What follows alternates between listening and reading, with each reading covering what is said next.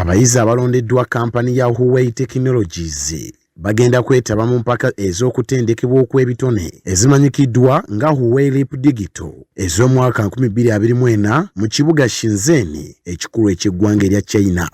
We flag of 5 young people. Abayizi ab'omukisa kuliko Mulindwa Brian, Devonte Mulungi, Makalon Tumukunde, Brian Sendawula ne Rachel Margaret Nakandi.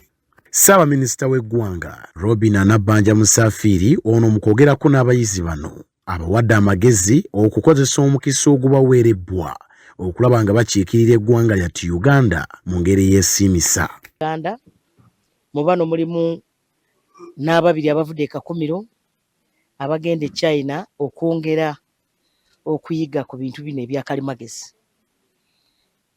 Uganda eri ku sipiidi y'amaanyi okulaba nga naffe tubeera ku mutimbagano era ensi yonna kati eri kyalo kimu olwa omutimbagano gye tuliko.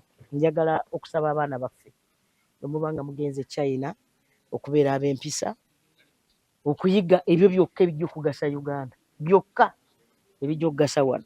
Kyokka abayizi bano abalondeddwa olw'okusoma obulungi n'okwewaayo okutumbula tekinologiya basuubirwa okufuna obukugu obw'omuwendo ennyo n'okumanyisibwa mu nkola eya artificial intelligence ekyase ennyo mu mulembe guno n'enkola eya 5G, digital power, cloud computing ne ICT. Baabayizi nabo bavuddemu eddoboozi ne basiima kampani ya Huawei ne Ssaabaminisita w'eggwanga olw'omukisa guno ogwabaweerebbwa era ne basuubiza okugukozesa obulungi okulaba nga beeyamba bo nga bo okugenda mu maaso n'enkola eno eya tekinologiya owa digito.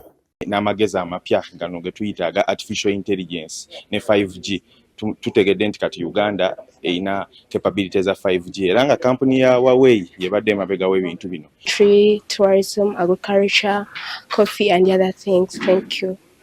Who are going to represent the country in China, and we are really happy and so grateful for this company of Huawei. Very interested in ICT.